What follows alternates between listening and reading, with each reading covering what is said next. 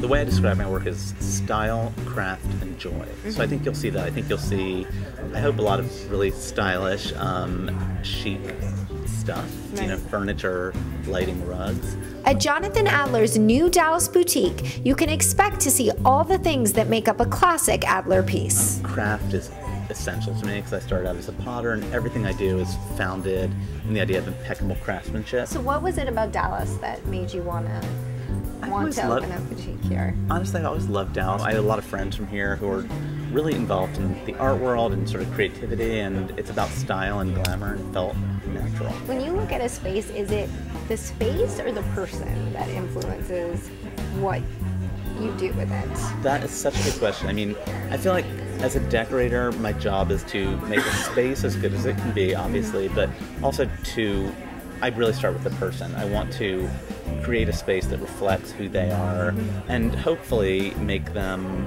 hopefully bring out their eccentricity and glamour. Although Adler loves interior design, product is where he feels right at home. My passion, honestly, is product design. Right. I love things to be accessible.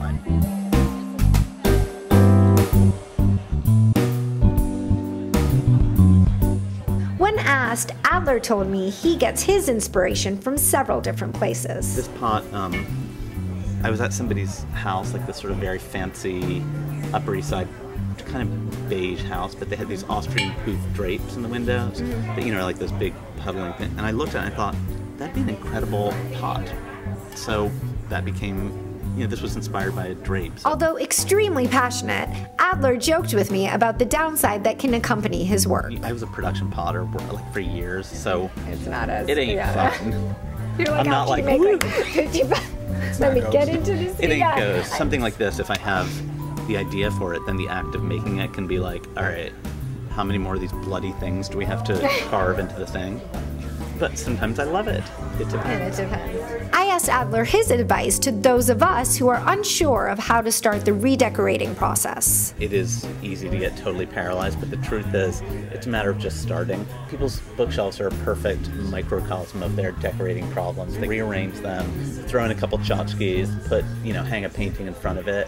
It's a great place to start because you'll see how much you can transform this small place that sort of looked okay to you into something that can look great. He even helped me figure out how to incorporate one of his throw pillows into the mix. I say you can always use an extra throw pillow.